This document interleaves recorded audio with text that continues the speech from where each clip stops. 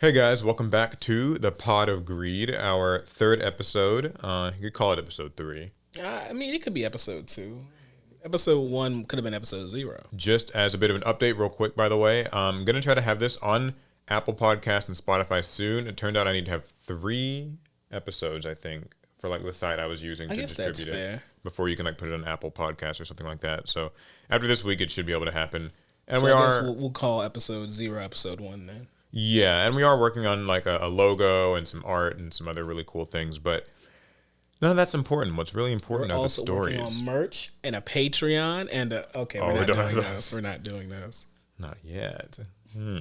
No, we'll start with the Yu-Gi-Oh stuff because there's a bit of it. But there's not like a whole lot of it. Yeah, I figure we can kind of just clump it all together. So first things first, they announced that they're doing a Seto Kaiba briefcase. Kaiba's briefcase from the anime. Luggage. They want to sell us luggage. Yeah, have you seen this? I've seen the anime, yes, Paul. Yeah, it's Mr.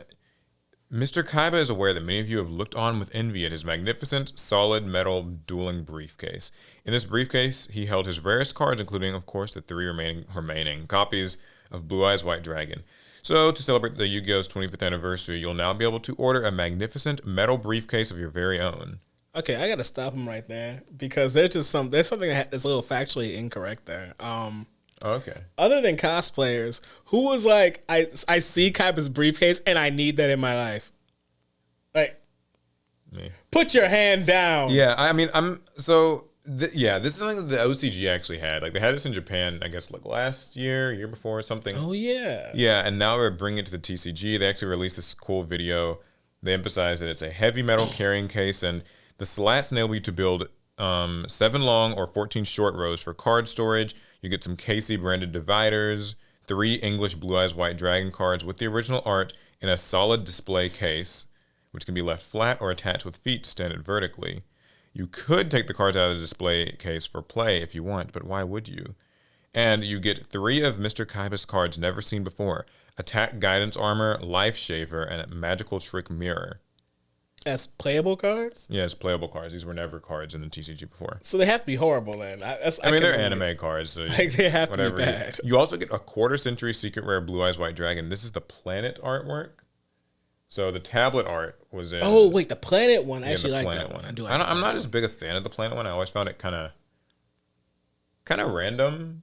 I mean, it's, like, because he's just like standing out of nowhere, and he's in like, space is just behind him. It's cooler than that tablet artwork. Boy, I hate the tablet. Yeah, and they have this little promotional video for it, and all in all, like, cool product. You getting this? Man, this is for you. Everybody that goes and gets that briefcase, just know we're probably only months away from Konami banning that product from tournaments. So. That's sadly true. Like, they probably aren't going to let you actually like use the. Like, it's all fun and games. So you show up at round 1 of your tournament. Your opponent shows up in their like their Kaiba cosplay, slams the briefcase on the table, and like flips it up. Like, oh yeah, I should mention. So it's for pre-order. It's going to be one of these like made-to-order products, which is to say that you can pre-order it for a short period of time. It might be like just this month. And they will make as many as they get pre-ordered, and that will be like their one batch. And after did you that, say how much it was? Yeah, it's $399. Oh, I'm good. So, a couple of things just about that $399 price tag. I think in Japan it was closer to like $300, like in yen.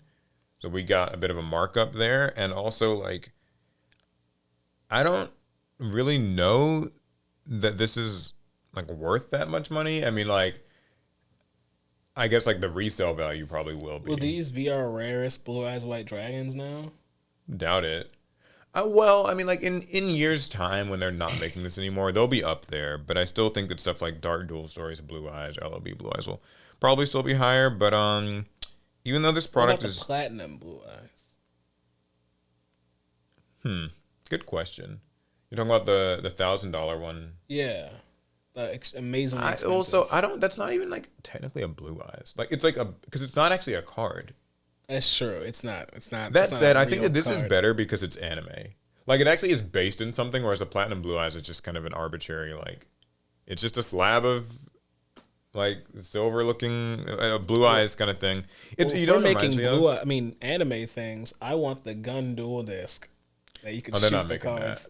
They're not making that. The platinum blue eyes. I saw one in person, or like a good picture of one, not like the promotional image, and see one in It person. was so good it looked like it was in person. I didn't actually like it. I just didn't think it looked too special. I mean, I still wish I could have had one, I guess, but like, this seems like this is a little bit more like exciting for Yu-Gi-Oh fans.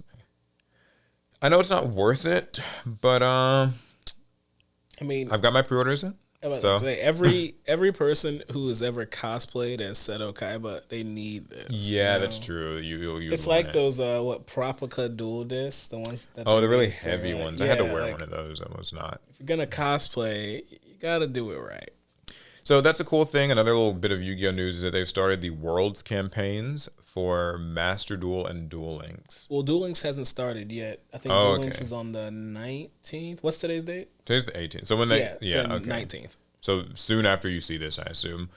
So I know I can't speak too much to how like the Duel Links one works, but in Master Duel, it's basically like how they did those Duelist Cups, where you like kind of stage 1 you get to duel level 20 or whatever, and then you get stage 2, and then you just duel till you drop or whatever.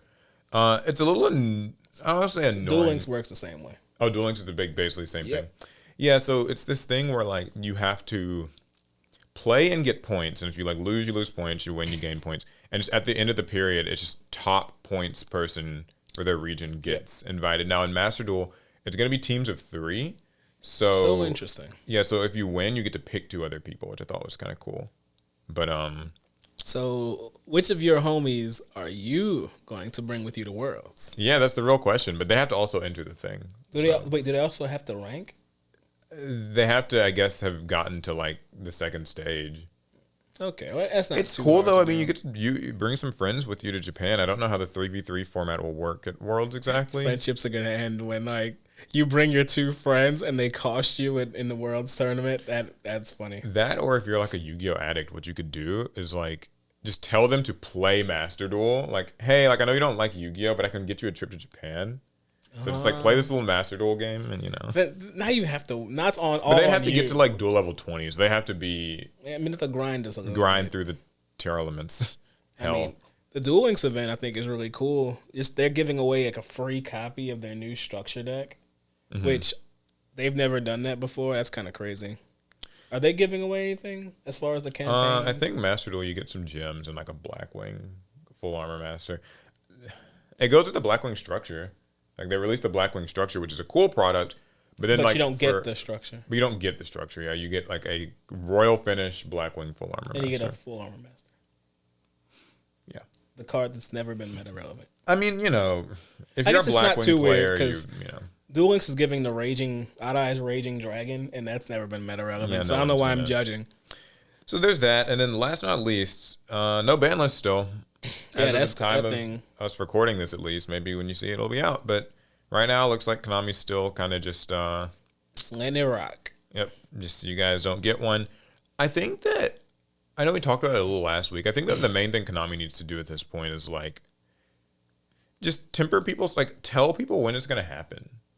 Yeah, that's all I really think. That like I don't care what it gets hit at this point. I really don't. But like, just be like, hey guys, like here's the date you can expect it or whatever. Like don't.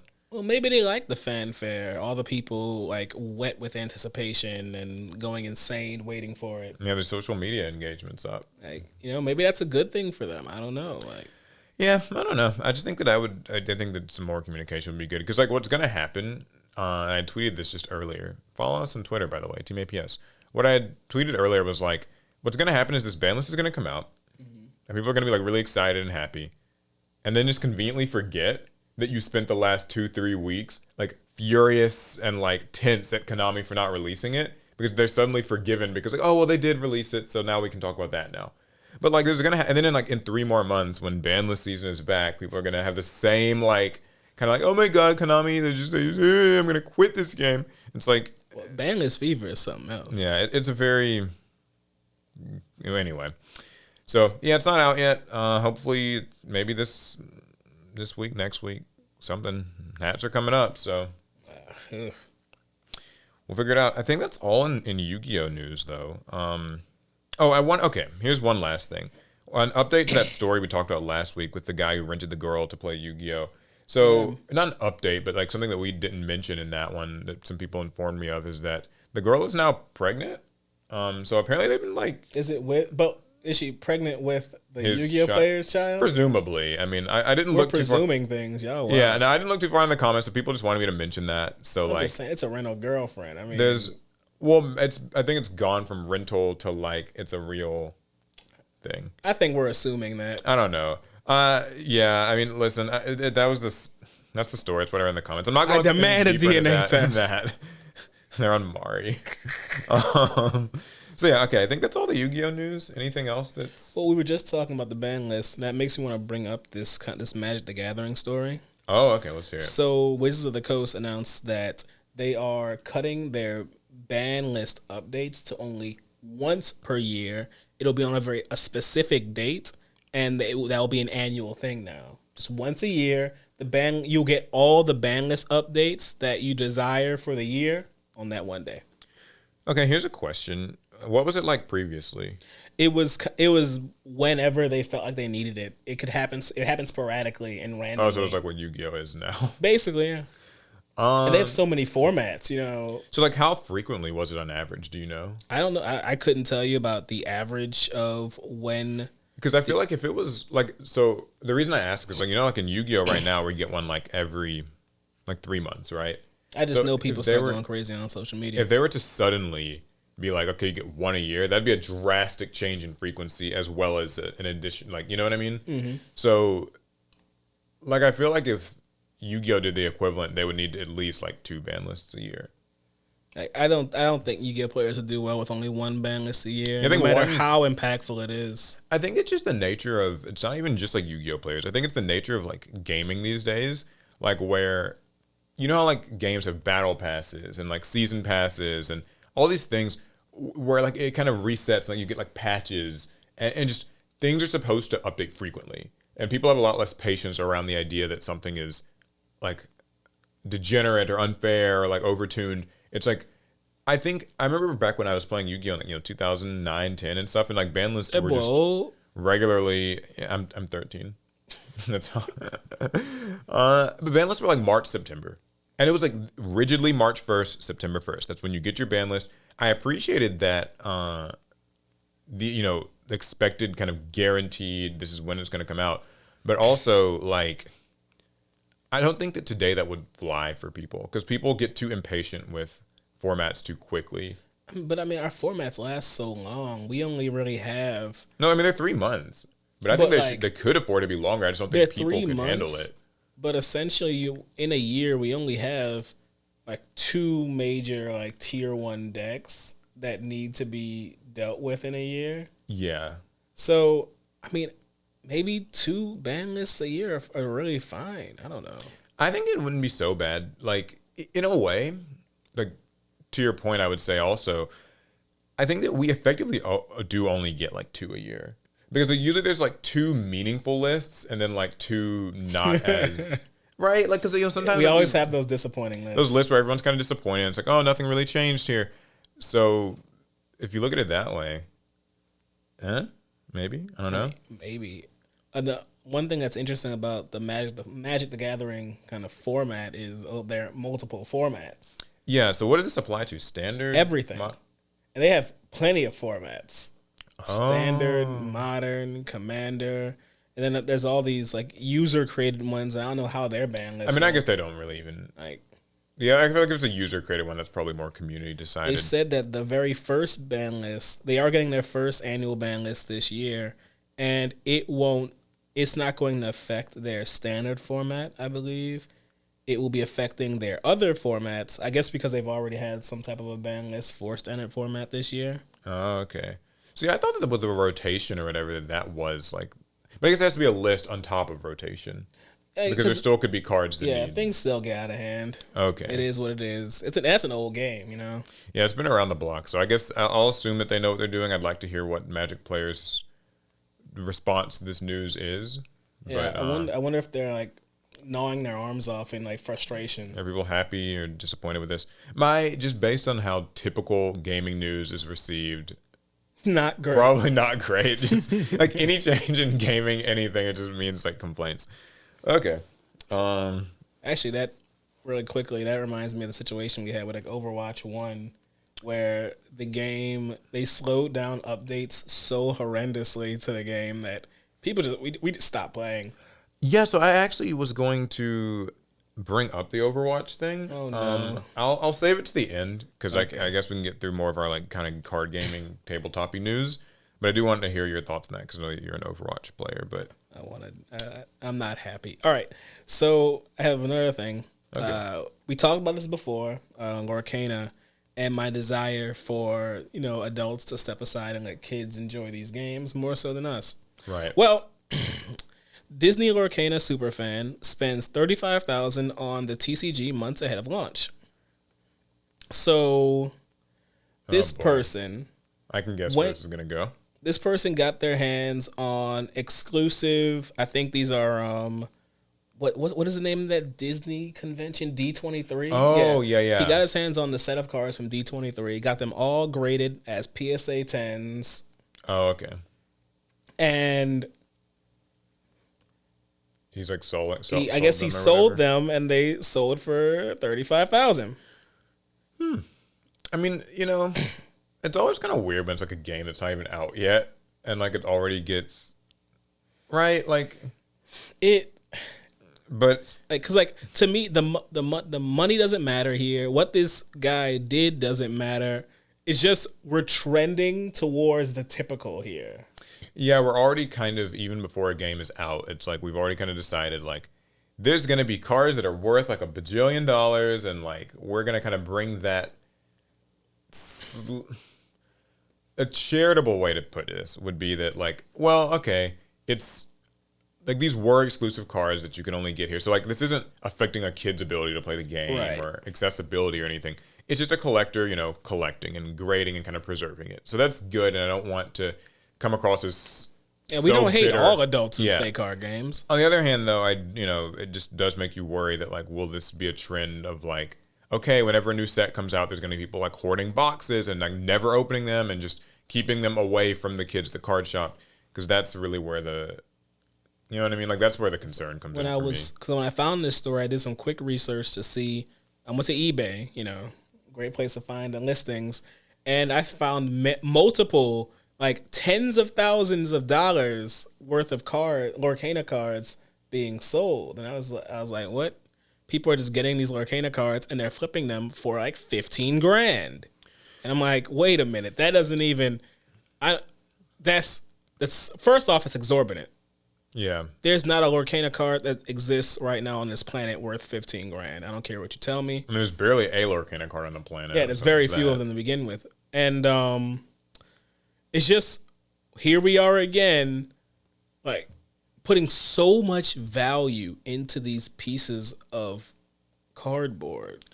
Yeah, I think it's also, there's this thing that I have where it's like you're prescribing value to something that hasn't proven that it necessarily is worth it. Like, let's say, I'm not saying that Lorcana will fail. I'm not saying I want it to. I'm saying that what if it isn't like a big thing, and then within the first year or two, it kind of just disappears. And like, I think we're kind of assuming that it's going to be this huge boom, and like that I got to get my hands on all this stuff first. But like when I think of maybe classic Pokemon, Magic, Yu-Gi-Oh cards, or even some other card games, it's like I think your card game needs to stand the test of time before you can just claim to have cards worth 4 or 5 digit prices.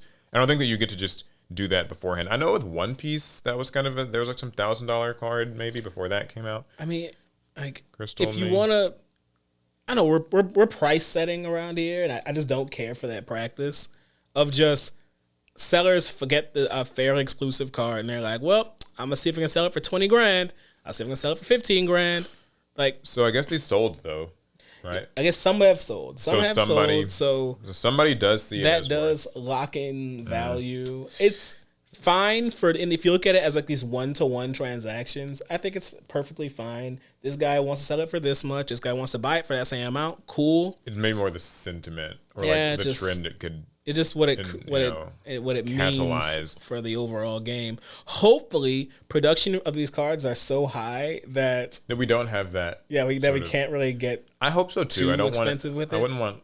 And it's Disney Lorcana. Like I think they're gonna make sure store shelves have more of this than you could ever hope to buy. But I remember with like Digimon's release, for It was instance, such a nightmare. where it was just so hard to get cards. And of course, I know everyone talks about it a lot, but like the Pokemon boom, where you just could not find the cards on shelves. So Yeah. well, speaking of card sales, I found this article from ICV2's internal correspondence. It's the top collectible games from fall 2022, which might seem outdated to you guys, but it's kind of relevant because like that's usually, like sales are usually calculated per quarter, so it would kind of make sense that we would only just now be getting like, some fall sales. We'll probably have like the spring sales very soon. But anyways, these are sales numbers. These are just charts of the top 10 hobby collectible games, top 3 mass market channel collectible games, and top 5 collectible games overall that reflect sales from September to December. These are based on interviews with retailers, distributors, and publishers. Okay, so it's a low to the ground type. So I thought that we could make this kind of fun. It's the top 10. I want you to guess them in order. Okay. Okay, so what do you think is number 1? Number 1, Magic the Gathering. It is Pokemon. Yeah, number 1 is Pokemon TCG. I was gonna say Pokemon's my number 2. What do you think is number 2? Well, now I think it's Magic the Gathering. Okay, yes, it is. Okay. What's number 3? Yu-Gi-Oh. Okay, now here's where it gets hard. What's number 4?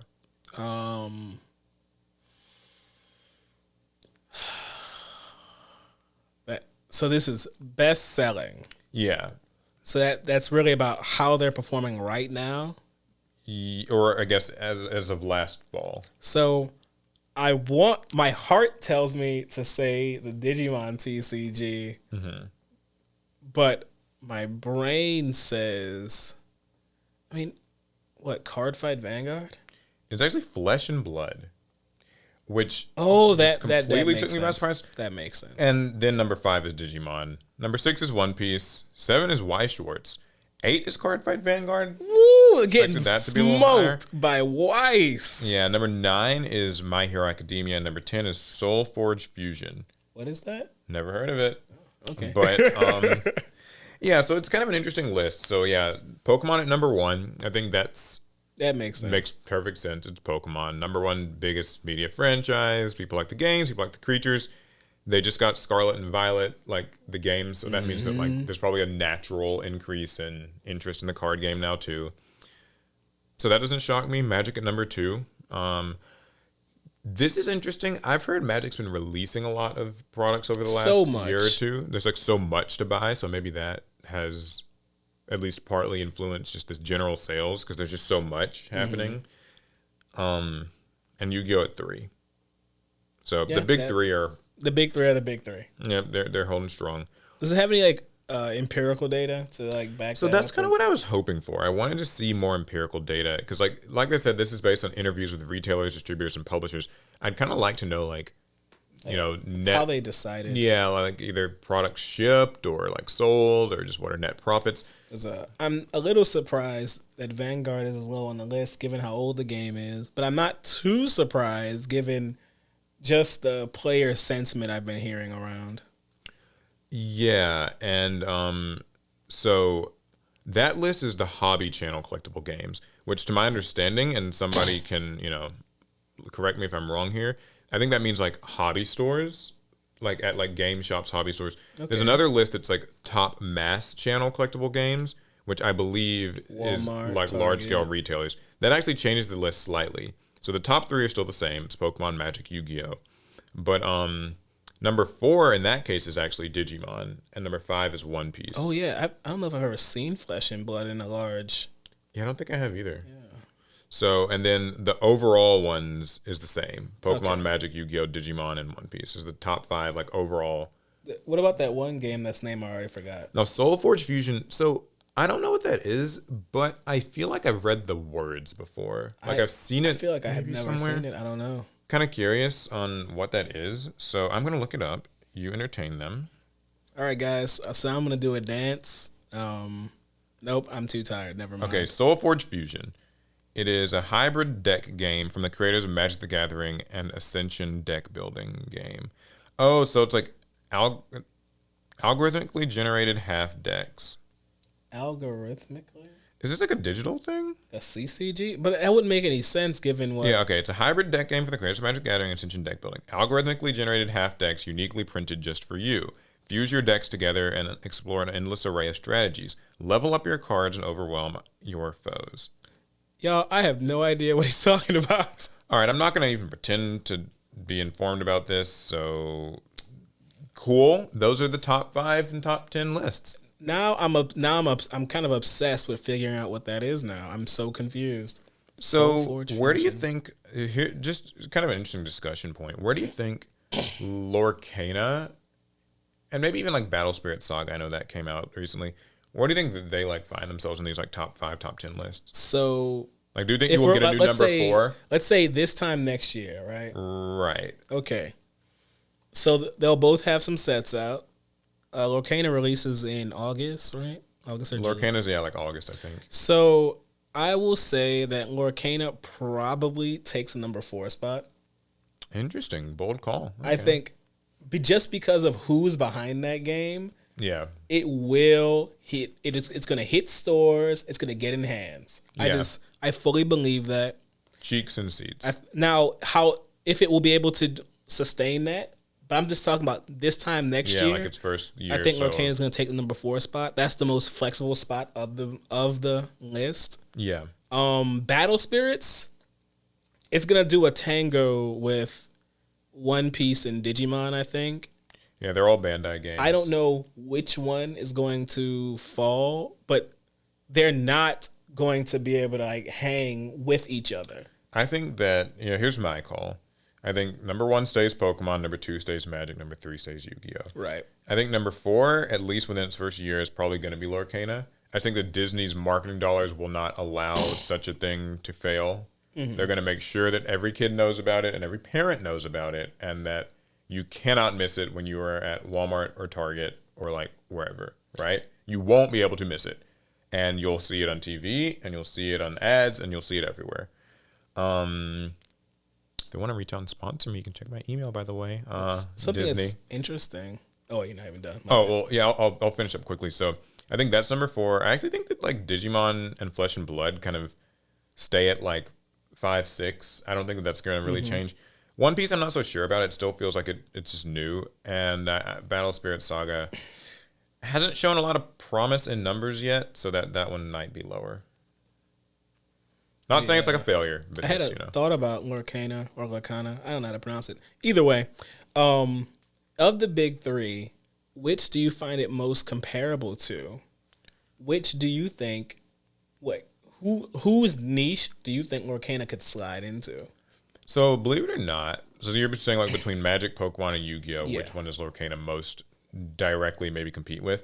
I think that the news and like press around it suggests Magic. I say Pokemon. I say Pokemon because like, Disney is kind of more of a family and kids like thing, like most of their properties. So when you look at it that way, I could see it being like there's more crossover. Like the type of person who likes Pokemon might like Disney. Because either you're a kid and you play Pokemon, which, that's a big part of Disney's audience, or you're an adult who like probably collects Pokemon more so, but that would still mean that you're kind of in the prime demographic to, hit the Disney nostalgia as well. Right. Whereas like Magic, I think people kind of assume Magic is more of a like, maybe not as like nostalgia driven and like kind of cartoony and family friendly, but more you just ever talk to an old Magic player. Oh, it is nostalgia. I mean, I guess they have the nostalgia. So yeah, but that's the rankings. By the way, I'm gonna start linking to these stories in the description of these videos. That way y'all can argue with the authors and not us. Yeah, so if this seems kind of dicey, you can see where we got our sources from. And this is not a academic podcast. Yeah, so We're not double checking and cross referencing our sources. Yeah, everybody. Yeah, I saw some comments where people are like, "Oh my god, you'll need to research these stories more." It's like, yeah, I mean, I'm gonna try to like make sure that I read everything, but like I can't, like I'm not an expert on say like when Magic gets ban lists, right? Yeah, we don't want to tell any like crazy lies. Yeah, so we're gonna try not to like just spread outright misinformation, but like a political campaign. Yeah, vote for us for president. We'll bring Yu-Gi-Oh to #1 on that list somehow, whatever it takes. But yeah, that's my story. All right, so my next few, they're not really like card game stuff. Okay. But something that it upset me to read about it. The moment I saw this story, I was like, oh my gosh, I thought this was dead. Oh boy. So Ubisoft announced that their Assassin's Creed NFTs are indeed coming.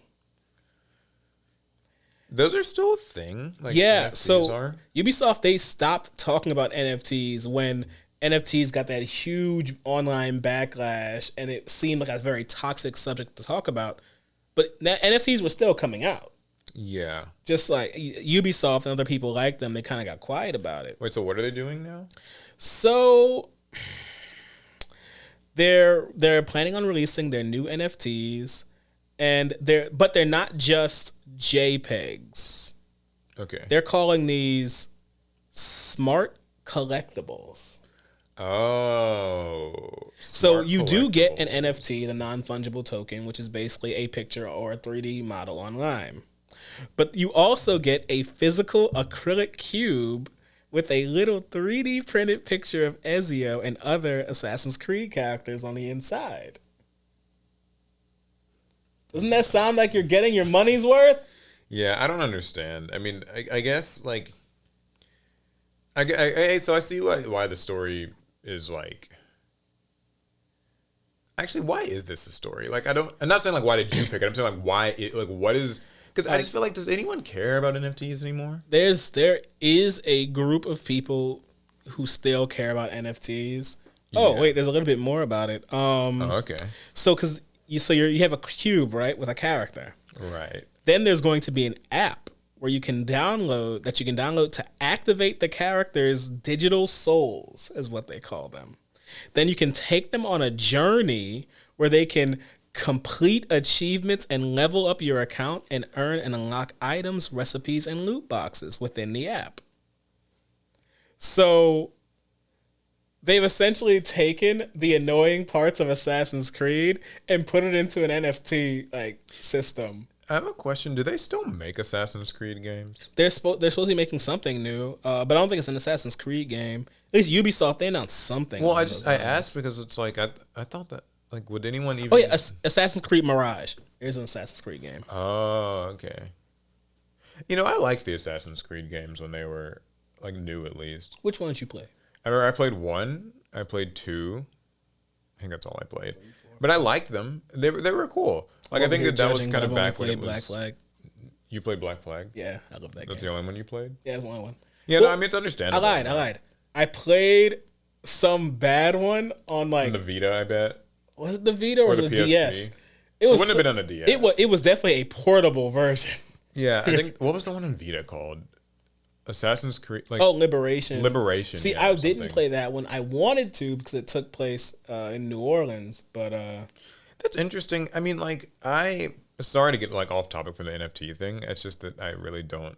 You don't even want to talk about. I don't even like. I don't know that there's much, at least in the collectible kind of card game world. Like I feel like if I'm gonna be collecting like card-esque things, I actually just want physical cards. Right. Like I don't know, and I also think that if it's a game that I'm like meant to play, then I'd rather play your Master Duel or Magic Arena or Pokemon app or whatever. I don't want the weird cross section between them where it's like digital asset that you can't play like with, but also that you don't own. You don't have like a physical thing. So. What was it? Was it Ghost Recon where they're gonna have the NFT guns? I think you could actually use those. Oh, I remember that story. Isn't that better? I guess. I mean, like, so I don't know. Yeah, I'm. Can we just all be very thankful that NFTs did not make their way like more so into our physical card game space? Like they tried. I mean, they tried, Yeah. but it's not. Like I could never see Konami doing it though. Yeah, I don't think Konami would. Right. Well, they just seem I don't think- yeah, I don't adverse to think so. trying anything. Yeah, but like I feel like if they wanted money, like Master Duel probably brings in so much money now for them. It's just Yeah. I don't know. But yeah, I mean, like good on Ubisoft, I guess. Get your NFTs if you want them. Get your Ezio and I've said it before and I'll say it again. Yo, I can't stand Ubisoft.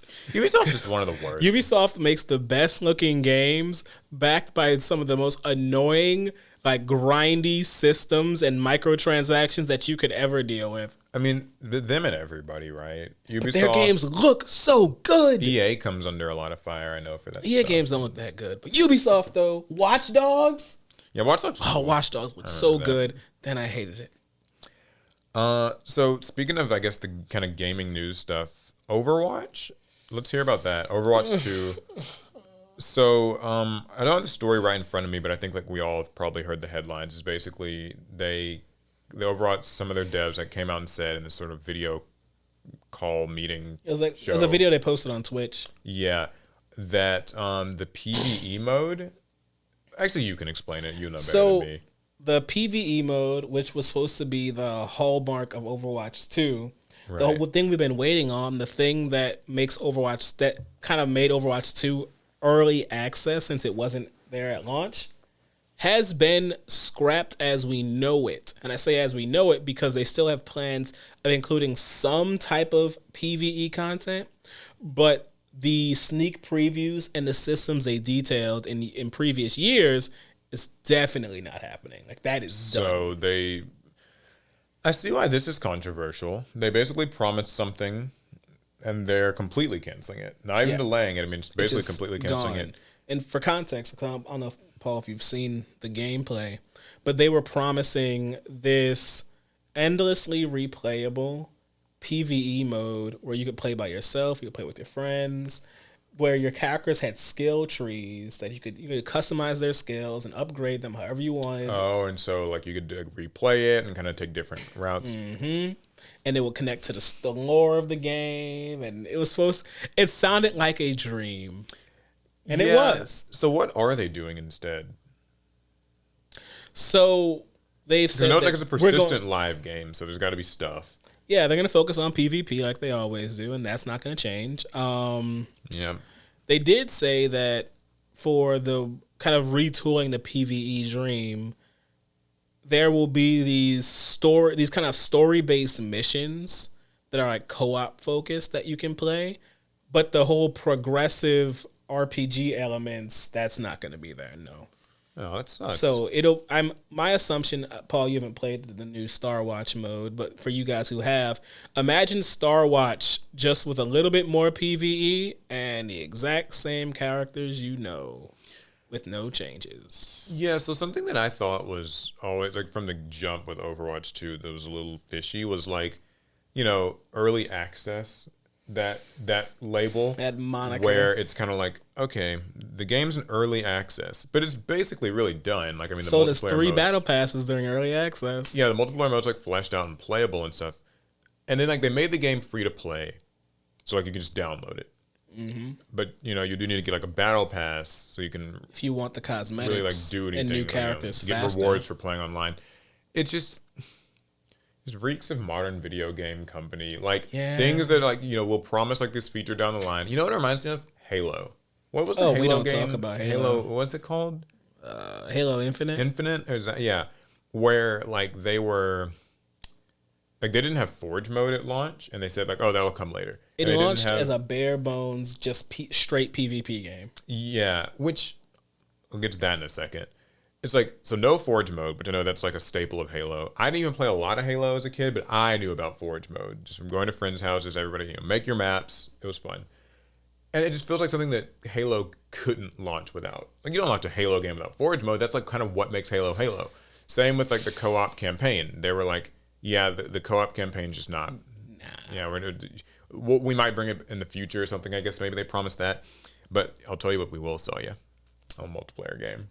Yep. We'll get you online. We'll sell you a battle pass. Like, that's how so many games are now, where it's just like these live online game services where they know that they can you'll at least play that. And in the case of Overwatch, I assume they probably knew that they weren't going to be, that they were like kind of pulling a plug on these PvE things months ago. Like, I don't think that this is something that they decided like last week. I think that they've known for a while, but they didn't want to sour the, you know, the sales, the sales, the tastes, and the appeal of, you know, like, oh, it's Overwatch 2. And my understanding is that Overwatch 2's multiplayer is pretty fun. Like, I don't really hear like people don't seem to hate that. Maybe there's like parts of the aesthetics and the ranking, but you know, people seem to enjoy it fine enough. And I think that they knew that announcing kind of a doom and gloom, like, we're not gonna do this thing anymore, would like make people not want to. Yeah, that sucks. It's very annoying because, guys, I love playing Overwatch. I really do. And but I fell out of love during Overwatch 1. But with the promise of the PvE mode in Overwatch 2, I gambled on it. I said, you know what? I'm going to give it another chance. Mm-hmm. And I loved playing Overwatch 2's PvP mode, but that was with an expectation that there was more coming. Yeah. My soul hurts. I mean, they're not the first company to do it. They won't be the last. Yeah. That's the sad part. They won't be the last. So, we were talking a bit about NFTs, and we talked about the Kaiba briefcase. That actually made me want to bring up this Bioware story. Oh boy! Because this one's not nearly as bad as NFTs.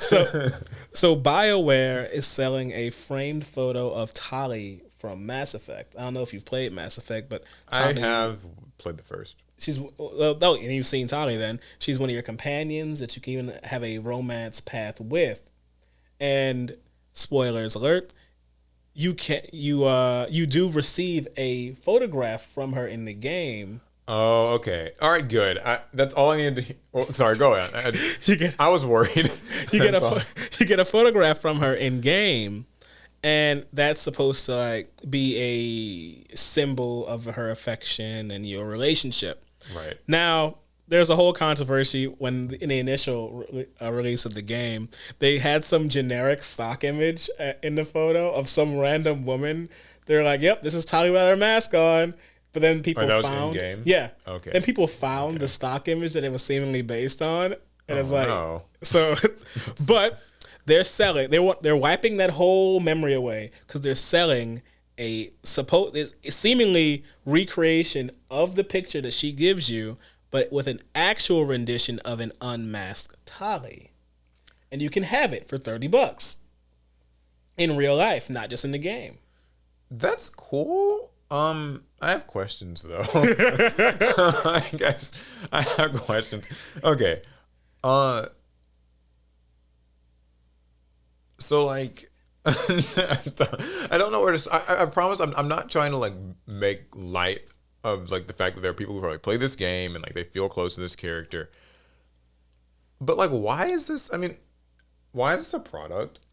Because Mass Effect fans love their husbandos and waifus. So she's a woman, right?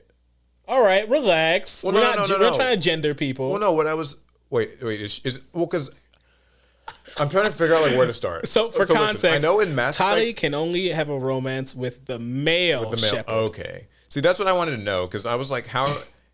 Because I'm guessing in game the portrait is probably like your character and her, or is it just it's just a picture of her because she wears a mask throughout pretty much the entire game because of like germs and reasons. Because I thought like I know with Mass Effect, you know, you customize your character, and so I figured like okay, if they want to give you like a photo at the end of the game, they would just like kind of generate your character alongside her, and that might be. She's giving you a picture of her unmasked face. It's a very deep sign of affection.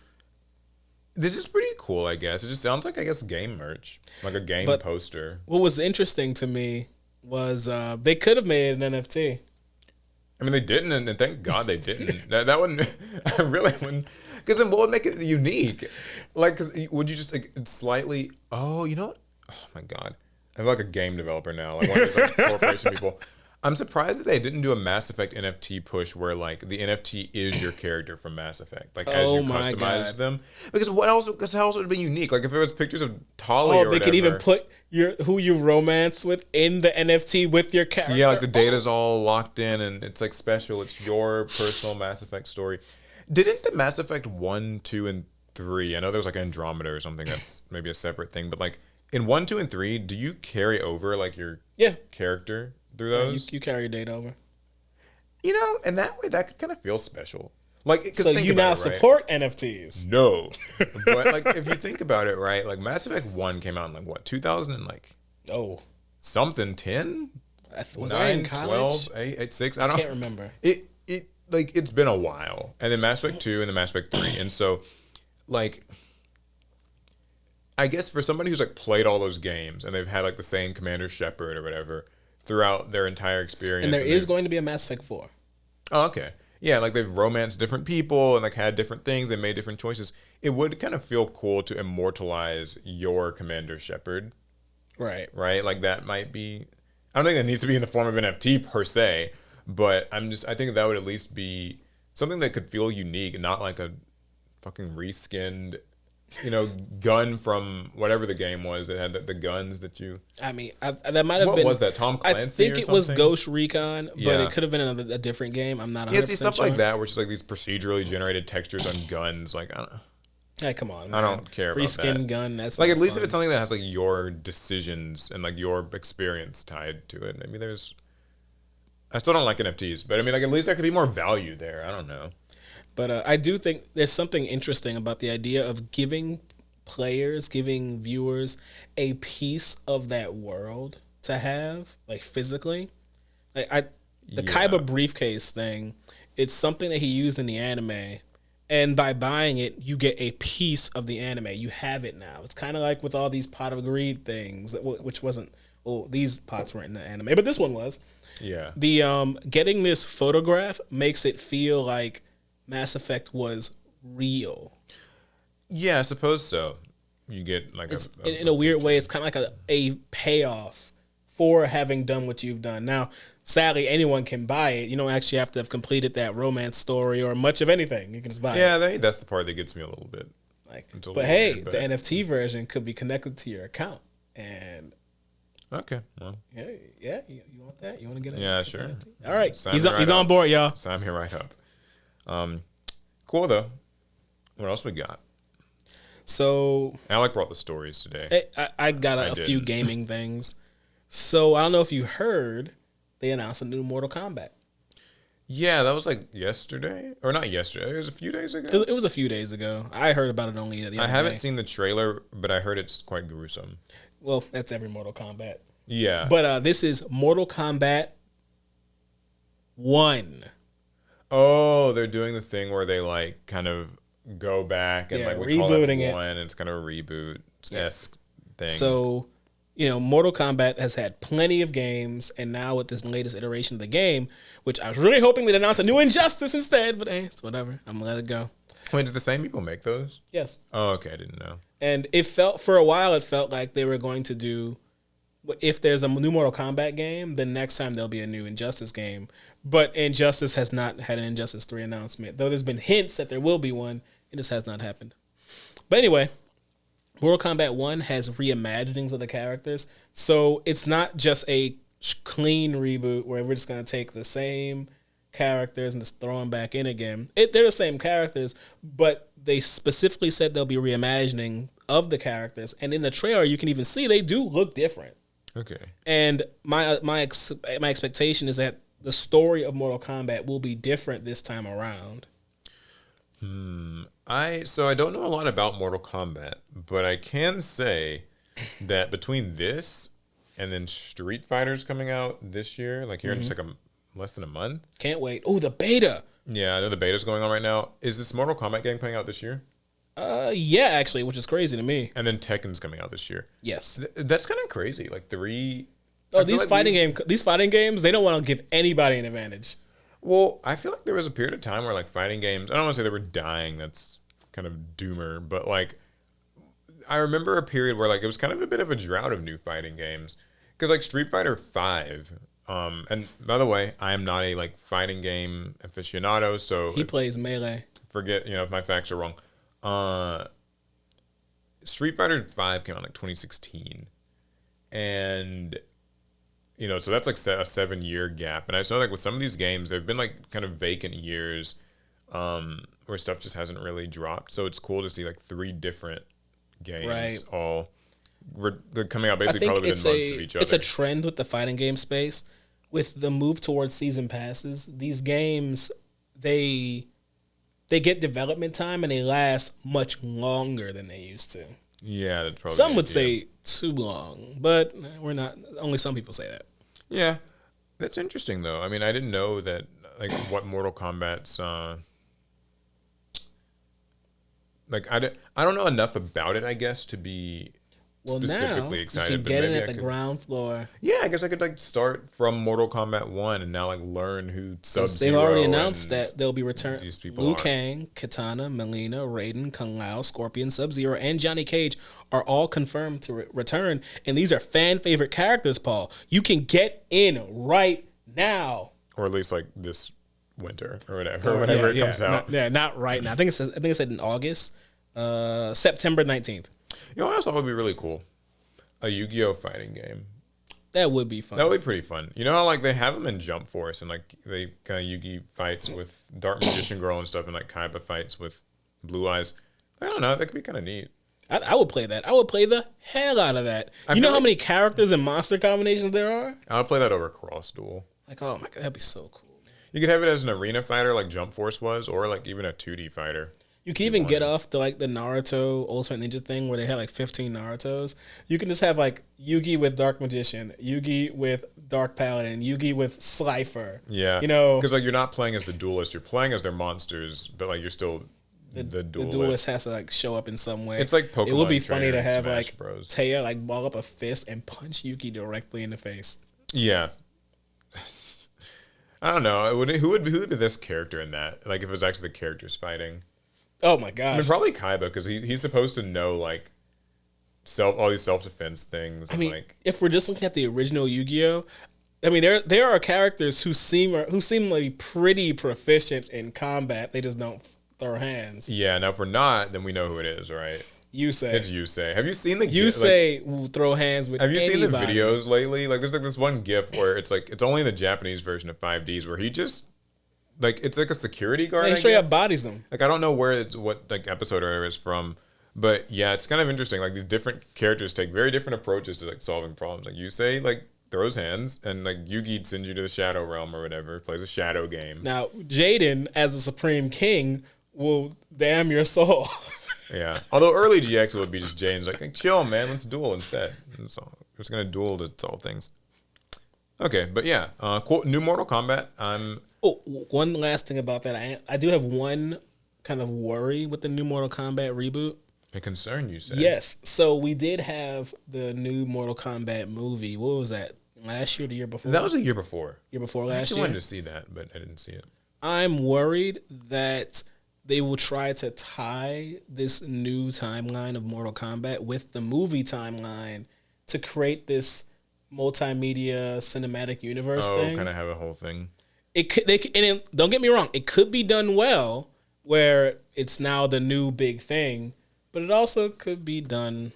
Yeah, there's always a little bit of a concern with like properties, leaning too much into like their movie versions and things like that. So, some things we don't want to see. Cool. Okay. You got more? Now this one's not gaming related. I just thought it was an interesting story. The headline reads, entire class of college students almost failed over false AI accusations. Oh, okay. I saw this story. So yeah, this is where what you got? Well, what I saw is that the class, the professor assumed that the class had all used like ChatGPT or whatever to write their paper or something or take some exam. And I think it was to write papers. And so he did like one of those like reverse AI recognition things where like, I guess you can plug it back in and ChatGPT will let you know if it thinks it's like, AI generated or whatever. And I guess it said yes. And so the professor failed them all or tried to fail them all. And now they're like diplomas are being withheld until like it's all resolved. But like, when I read it, because I read the professor's email, and there was a problem with the logic of his argument. What was his argument? I don't. That when he fed them into ChatGPT and asked ChatGPT if it wrote them, it said yes for all of them, but that's because it will say yes to all of them every time. ChatGPT doesn't have a memory. It doesn't actually know if it wrote something. Right. Like, yeah. It will just say yes. I mean, I guess it can know if it wrote something because there's probably like a repository of like. See, allegedly there is no like cached memory. That each of those instances you can have open of ChatGPT are siloed and they don't connect to anything. Allegedly, I could be wrong, but that was my understanding. Yeah, I mean, it's kind of. No, I don't want to turn it into like too big of an AI discussion thing, but I will say that as in regards to stuff like this, where like it's really disrupting what like schoolwork is supposed to kind of look like. Like should you just be able to use ChatGPT to write your essay for you? Should you be able to use it to like brainstorm things for you? Or are you supposed to like collaborate and cooperate with AI, or are you supposed to kind of like, or is it strictly a cheating thing? There has to be an I land answer in the yet. middle somewhere. I think if I was a teacher right now, it would probably be good to integrate stuff like ChatGPT into the classroom more so than, because I think if you just try to deny it and just say like, no, right? Like y'all aren't gonna use this stupid new technology. Like I'm gonna stop you. Well, Like, I think you'll be chasing your tail. you're chasing your tail, but also you're not preparing your students for like the reality, which is that like, yeah, ChatGPT is like a tool that's going to be used more. You mean like in my accounting class where we couldn't use computers or calculators and I had to write everything by hand?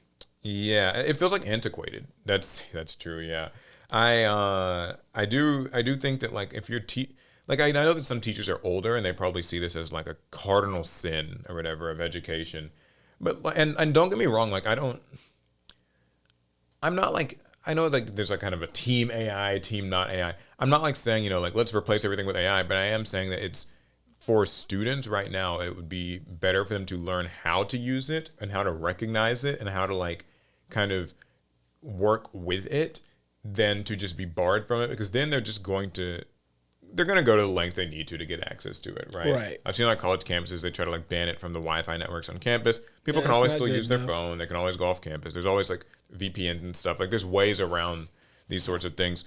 So yeah, this comes across to me as maybe a bit of a boomery teacher who's But immediately assumed who isn't a boomery teacher when this technology is so wasn't new in the anyway. mainstream last year? Like it's mainstream now, and you as a professor now you just have to you have to adjust to this technology you've never used before. You yourself are not even sure what's the best way to use it, what's ethical, what's not ethical. What would you do if you strongly suspect that these essays that your students submitted are AI generated, but you don't have any proof? What are you going to do? Like, what is Alex's solution? All right. So they've already the essay's already in, and I think they're all cheating, right? Yeah.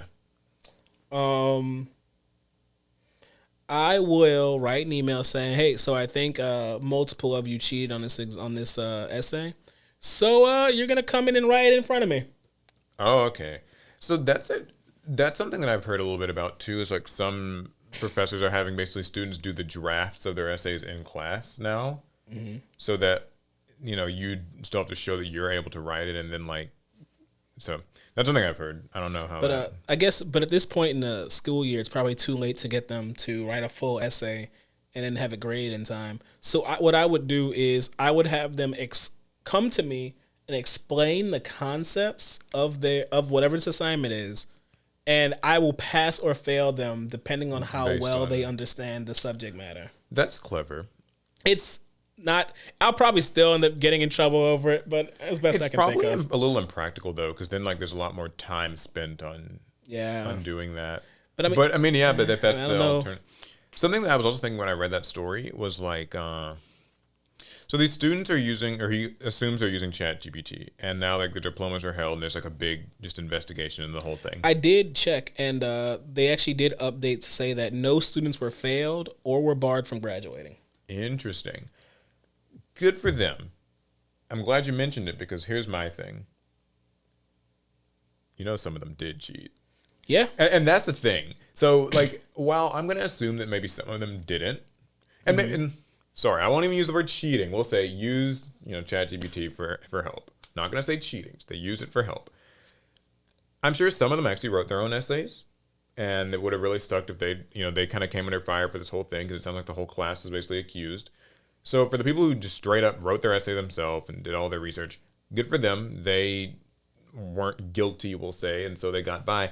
But then it's like, well, some people just straight up threw that shit in ChatGPT and that's what they turned in, and like they're getting by completely on that. And there was a confirmed case. There was one confirmed student who did use ChatGPT, but they did not. Let's be clear.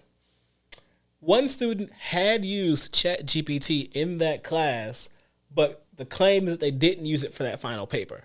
Yes, they did. Yes, they did. Like, come on. I'm not. They even said there's one student who had never even heard of ChatGPT. That doesn't surprise me. I'm sure there's always like a couple. There's always someone underneath a rock. Someone who's a little more traditional, but I told my mom about it just this past weekend.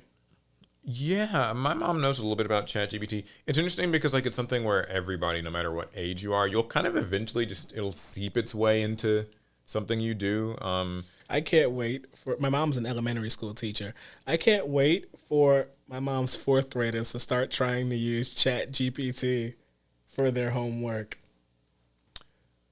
They're gonna show up with these like assignments written in ways that fourth graders can't even write, like using words they just do not know. Well, but you know what though? On ChatGPT, you can actually like have it simplify things down. I don't know if a fourth grader would be. No, I don't know if it would enough know to how do to do that. But once they only need to hear to do it once though.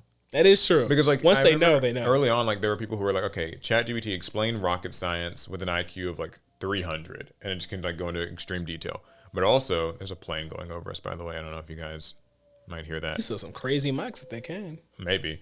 But also, you can have it be like, okay, explain it with an IQ of like 100. Explain it with an IQ of 50. Explain it with an IQ of 10. And like it can actually... What is an IQ of 10? I can't imagine that. Because I think the question wasn't rocket science, but it was like, explain why it rains. And so you can get really granular and in-depth with something like that. But I think when you asked it to like explain it with the IQ of 10, it was just like, cloud gets wet, water falls. Sky angry. Yeah, sky angry. Like, but it can. And so it's kind of interesting if you think about it. Like, even if you're like a fourth grader or something, you can kind of just say like, hey, explain this concept, but like, from a fourth grader's point of view or, kind of a kid's point of view. I don't know. It's crazy. Yeah, that could be interesting. I hope that one day she comes to me with a story about that. Yeah, I mean, I think that... I'll let you guys know if she does. Any teacher, there's going to be like an elementary school kid. There's going to be a story. So... But yeah, that's my last story. Okay, cool. So I decided that I wanted to go through a few of the things people wanted us to talk about in the comments. We'll kind of rapid fire them. This is us drawing from the pot of greed. I have to apologize in advance. I did not get the like paper strips that I wanted to have, but is your hand actually stuck in there? There we go. Okay. The angle was bad. So what I will do, I decided, instead of actually doing paper strips, I'm going to get old like common cards we don't need and just write the prompts in Sharpie. Oh. And like that way, it's like I actually can draw the card. Look, guys, I'm just going to end that whole conversation right now. There are some cards in this game that are better off being trashed, and it's true. Yeah, there's some pack filler in Yu-Gi-Oh! So something that somebody wanted us to talk about is let's see, like, what's a good one? An old Yu-Gi-Oh! Story that, like, from your childhood that you remember. Anything good? Anything juicy? I thought of one the other day. I feel like I've told my only stories. What you got? They might not know. Well, so mine is the story that I have. I've got two. There's the Blue Eyes second grade teacher story, where basically, when I was in, I think it was second grade, I remember getting like my second Blue Eyes White Dragon. This is a big deal because I'd gotten started at Kaiba when I was, maybe like 6 or 7 or something. And I got a second Blue Eyes. Don't remember how I'd gotten it. Maybe I'd pulled it from a pack or I'd gotten another structure deck or I'd traded some kid. And so I brought it to school to show these other kids that, you know, like, because there's a couple of us, we played Yu-Gi-Oh! We'd bring our cards. And so I was showing it in class, you know, curse me. And teacher took my blue eyes. And she was like, yeah, like, you know, you're not supposed to have this in class. And at the end of the day, because normally when teachers would take things, you just get it back at the end of the day. At the end of the day, I asked her, like, hey, you know, where's my blue eyes?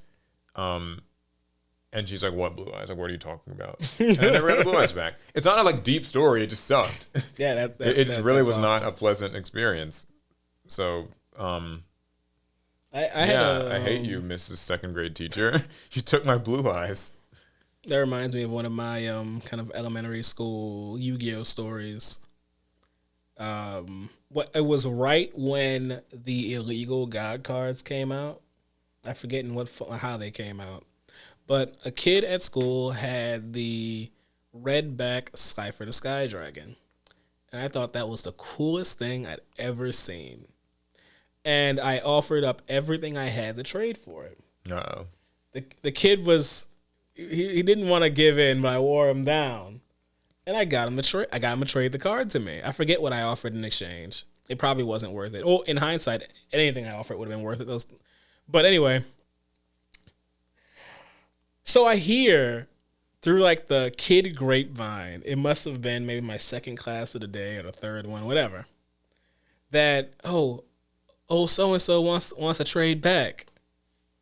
I was like, he wants to trade back? Yeah, that was a no-go as a kid. I don't want to trade back. But in our school, trade backs were a regular thing. So if someone wanted to trade back, you honored that.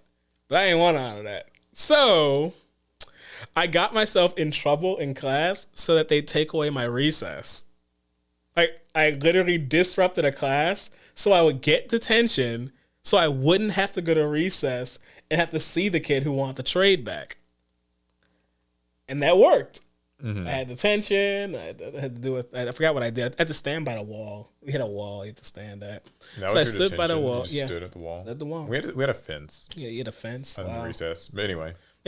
So I stood by the wall for lunch, and I was like, okay, the next thing I have to get through is when we get picked up. Because, you know, we all go to like the back of the school, and our parents will pick us up in this big kind of looping parking lot. If I decided when school got out, I went to the bathroom. I was like, okay, if I get to stay in the bathroom until like my mom, who would pick me up back then? I think it was my mom. When my mom shows up, then I'm good. I said like make a beeline straight to that car and I'll be safe. Once you're in the car, you're good. But I didn't know when she'd be there because my mom's a teacher, and sometimes she could get off early, sometimes she couldn't. There was no telling when my mom would be in that line. So I stayed in the bathroom for as long as I felt like I could risk it. Yep. And then I came out because I was like, I have to go. And my other hope was that his parents would pick him up before them. But see, we also had this concept of aftercare. Not many schools have it, but we actually you could get, a teacher would stay back and watch the kids whose parents got off later in the day. Sadly, he was one of those kids who was an aftercare. There was no escaping him. And he catches me in the area where we get picked up from because he knew I'd have to be there. And he's like, I want to trade back. I tried to convince him that it was a good deal. I tried to convince him that this isn't what he really wanted. But like kids, you know, our kids are, we have certain ironclad rules that we have to follow. So I did honor the trade back, but very saltily. I was not happy one bit. Yeah, my only story with like a God card, because it feels like it's always about a God card. Man, those cards were special. There was a guy, it wasn't a kid, but when I was a kid, I used to go to Books A Million. As a grown man. I think so, actually. I used to go to Books A Million most weekends. My parents would take me at least, so not every weekend, but sometimes. And like people would play Yu-Gi-Oh! And there was like, I think there was like the official, you know, Yu-Gi-Oh! Kind of local store thing. Well, anyways, there was some guy, he shows up one day and he's selling or claiming to be selling a Winged Dragon of Ra. A Winged Dragon of Ra is for $7 a piece. And while I know you guys now might be thinking like, what a bargain. As a kid, $7 is a lot. Yeah, like it was quite a lot. To come by. In That's 2000. 7 snacks in the machine, in the vending machine. Oh, like 14. You know, this is 2000. Like, You was getting the 50-cent snacks? Yeah, it was like 2003, dude. I had to get the dollar snacks, the honey buns, and the. Well, now they're $2. Yeah, or $3. It depends on where you go. So he's selling these raws, and I was begging my mom to let me buy one because like it was also kind of late. Like it was like around 5 or 6, and so I was gonna have to leave soon. And he's like selling these. It was kind of starting to clear out, and she just refused to let me buy it. I don't know whether she didn't even really give much of a reason other than like, no, you're just not buying the card. That's how parents be. That's just how parents are. And so I was pissed. I was upset, and like I was like going home in a little hissy fit because I didn't get to buy like the one chance I'd have an Egyptian god card. He showed up the next weekend. He was banned for selling fake cards. So, mom maybe had a bit of a. Yeah, you were spared that one. But yeah. Also, this is not an old story. It's something that I realized the other day. Just a random Yu-Gi-Oh tidbit. The card Fusion Duplication, I might have mentioned this. There's a trap card called Fusion Duplication in the newest set. Oh, okay. Yeah, you're talking about this. Yeah, and it's got a magical scientist on it. And he is in a sort of lab researching or trying to duplicate the packets of Ready Fusion, which I don't know, as Yu-Gi-Oh people may or may not know, Ready Fusion, kind of the nerfed instant fusion that can only summon vanilla monsters. Retrained. They've turned the instant fusion cup noodle into now like a pack of noodles, like a ramen packet. I called them an MRE. Yeah, it kind of looks like that. And so, yeah, I don't know. I just thought that was kind of cool. And then you can also see the instant fusion cup in the background. And it's all like, it's information that no one will care about because no one's going to play fusion duplication. And like, no one looks at these cards. But I just love when like you look at a Yu-Gi-Oh card and like, there's just some little neat thing. Right. Especially like with the banned cards. It seems like they all, even though they're banned in game, they still have like lives and they're still doing things. And yeah, they're not dead. They're just banned. Yeah, there's a difference. I know because Magical Scientist was in Rare Hunters, and I was very upset. Played a lot of Magical Scientists, so yeah. I think that's all I've got. You got anything else? Any cool I'm Yu-Gi-Oh tapped stuff out. that's going on? All right. Well, we are still kind of in the experimental phase with this podcast, so we're still kind of trying to have the cards to put in the pot of greed. Decide on a structure, but we will feel it out as we go. Like I said at the beginning, we're working on it. We're working on like kind of a logo, some art, some things. What we were thinking maybe is like we kind of start off with a lot of the Yu-Gi-Oh and card game stories, then kind of move into the more niche, like kind of just it's like gaming or whatever stuff. Tech kind of stuff. Things we like to talk about because we just don't. We're not just card game people. Contrary to popular belief. And also, my mother was a Yu-Gi-Oh card, and my father was another Yu-Gi-Oh card. My father was a deck box. I don't know. And then at the end, maybe is where we could do some sort of viewer suggested topics, and we'll just ask for those topics like the day before we record or something like that. That might be a good situation. Yeah. You guys let us know what you think about it. Cool. I guess that's gonna be it. All right. This has been the Pot of Greed, episode 3. Yeah. See you guys later. Pass turn. Pass turn.